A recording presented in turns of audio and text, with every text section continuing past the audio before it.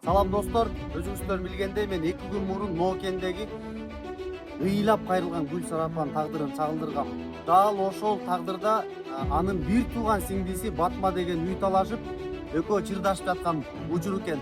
Мына ошол Батма эже мага байланышка чыгып, бир тууган өзүнүн дагы сөздөрү бар деп мени атайын чакырды. Анда каналдан алыстабаңыздар, мен болсо дароо сиздер менен барып бирге чагылдырам. Баса достор, сиздерге бир аз жаңылык айта кетейин.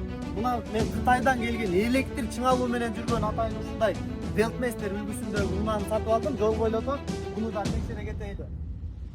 Эгерде ушундай унаалар сиздерге кызыктырган болсо, бул унааларды сиздер Интертранс авто компаниясы аркылуу буйрутма берсеңиздер болот. Мен байланыш номерлерин төмөндө калтырып коем.